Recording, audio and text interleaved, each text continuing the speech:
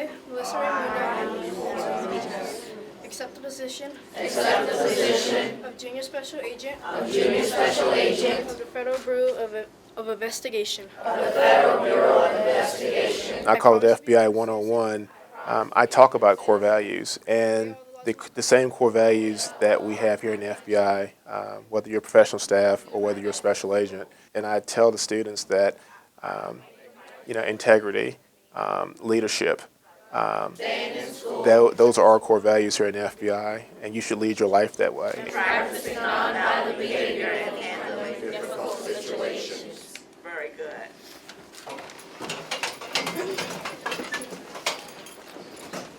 It's an outstanding program which teaches staying in school, doing the right thing, and believing in yourself that no matter where you come from or what your background is, you too can succeed.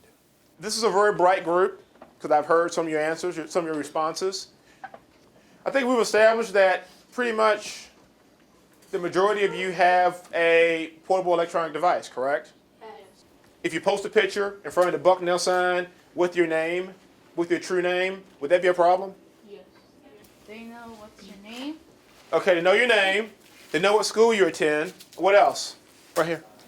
I've learned a lot of possibilities that could occur to someone, and when they're growing up to high school, middle school, when people go smoke, do alcohol, drugs, and all that, which taught me to keep away from them. I think one of the benefits is now we are able to know to make sure that you don't take pictures in front of landmarks or things like that that would expose you to the internet and kind of prevent predators from knowing too much about you.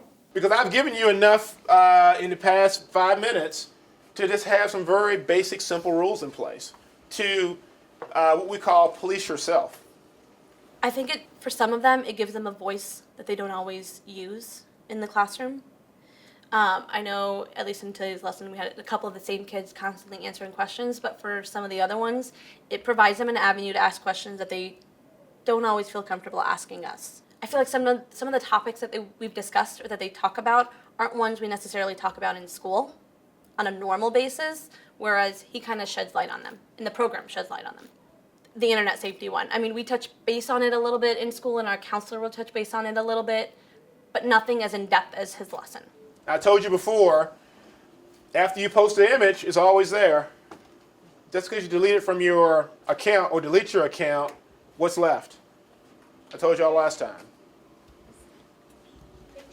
Yeah, well, the pictures are deleted, but there's still a trace of those pictures. And after it's online, you can never really delete it. Okay? So just keep that in mind. Protect your personal information. When they become seniors, we have a little questionnaire that we ask them to fill out. And the first question is along the lines of, is there anything about 6th grade that stands out? And in every single answer, the FBI has brought up, if nothing more, the great field trips.